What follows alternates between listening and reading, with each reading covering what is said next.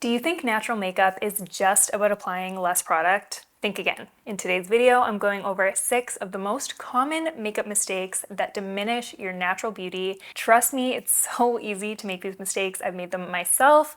However, in the years of being a professional makeup artist, I've really learned a lot along the way. Before I dive into the art of natural makeup application, do not forget to give this video a thumbs up, subscribe to my channel, and hit the bell notification.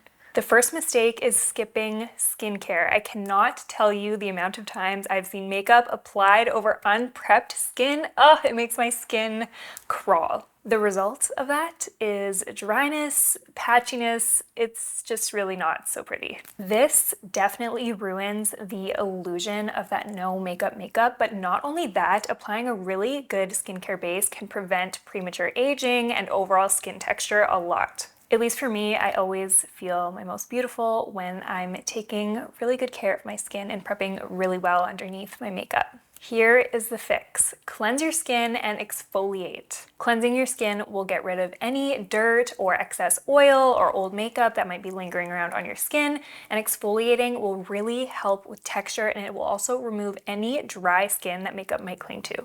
And then after that, you're going to want to apply your moisturizer on top of your skin. And before you apply makeup, this is really key, let your moisturizer sink into your skin before applying makeup. Otherwise, it might ball up under your makeup and pill. Don't make that rookie mistake. Let your skincare sink in for at least a few minutes before applying makeup.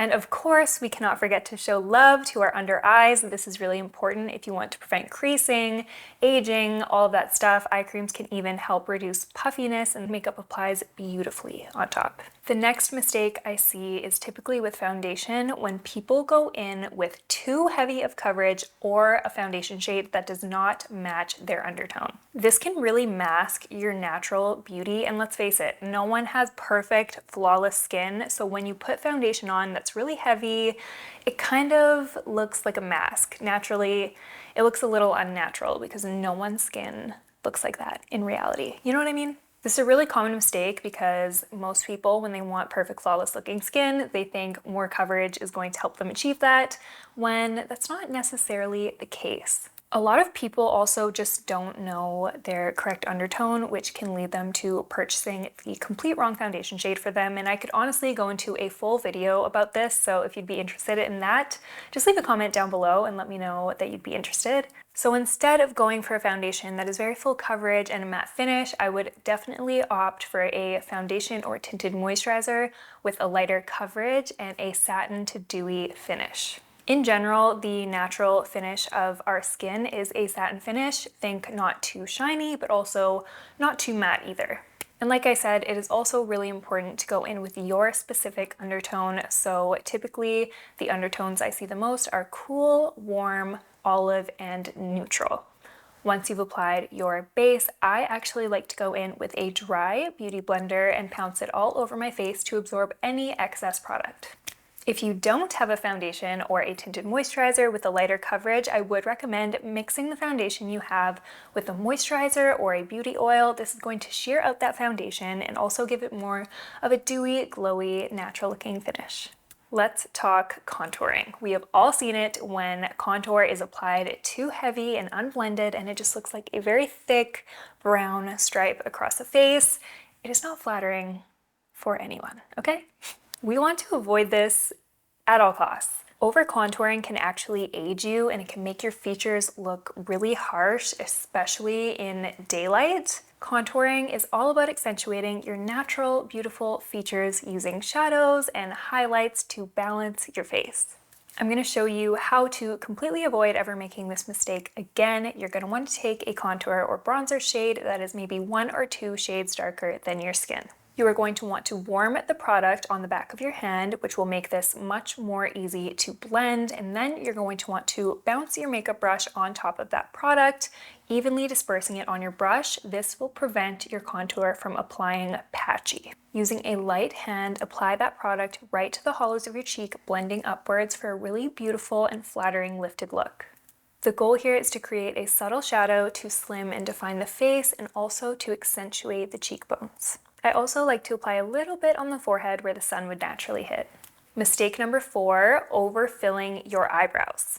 Brows are crucial. Overfilled brows can dominate your entire face and really take away from a soft makeup look. Brows should frame your face, not distract you from it. I honestly cringe when I think about 2016 when the Instagram big, blocky, thick, just drawn in brows were trending. I'm so glad that we've moved past that era. In order to avoid that look, use a fine tipped brow pencil to fill in the sparse areas. Aim for enhancement, not complete reshaping. The key is to use a light hand and draw hair-like strokes in the direction of your natural hair growth. And then to tie everything all together, finish with a clear brow gel to lock your hairs in place. Mistake number 5 is not tailoring makeup to your unique face shape. A really common oversight is not knowing how to apply makeup to your unique face shape or your unique features. It's so easy to look at a picture on Pinterest or Instagram and just try to copy and paste it on your face, when in reality, certain makeup styles don't always flatter every single face shape. If you're applying makeup in a way that doesn't suit your natural features, it can really throw off the balance and harmony of an overall makeup look.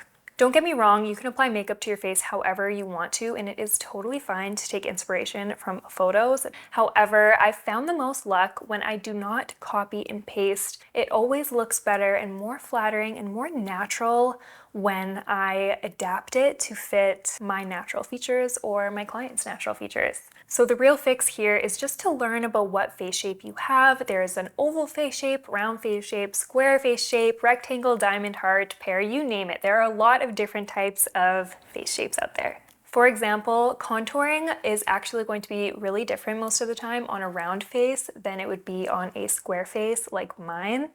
Not only just that, but everyone has different eye shapes, different nose shapes, lip shapes, you name it, and everyone has unique features about them that make them so beautiful. And I think personally the key to makeup is enhancing your features instead of overpowering them and trying to cover them up. I actually have free guides over on my private community that are really helpful if you're wanting to learn more about how to apply makeup on your face shape. I made these guides myself and they are completely free. All you have to do is click the link in the description to join my community and you can get access to them. Mistake number 6 is overlooking color harmony. And I know I kind of touched on this earlier, but it does go beyond just foundation. When you're using tones that clash with your undertone on your eyes, lips, cheek, it can be a little bit jarring and distracting, and it can really throw off the overall harmony of your makeup look. Don't get me wrong, you can use whatever tones you want to. There's no technical wrong way to apply makeup. However, I will say if you are trying to achieve that natural, no makeup look, you're really gonna want to avoid making this mistake. Using the right tones can really bring your makeup to the next level. To fix this, I always recommend experimenting with colors that make you feel the most confident. However, a general rule of thumb is that warm tones typically look really good with gold tones, peachy tones, and cool tones typically look better with more silvery tones and more pinky tones. If you have a neutral undertone, you're lucky. Most shades will suit you. However, I will say balanced tones do typically work best on neutral tones. So think not too cool, but not too warm either. Understanding color harmony is like having a secret weapon when it comes to makeup. It creates this makeup look that is just beautiful and cohesive and uniquely you. And there you have it, 6 ways you're diminishing your natural beauty and how to turn it around. I really hope you enjoyed this video and I hope it helped you to enhance and appreciate your natural beauty. If you did enjoy this video, don't forget to give it a thumbs up, subscribe to my channel, and also hit the bell notification. Thank you so much for watching, and I'll see you next time.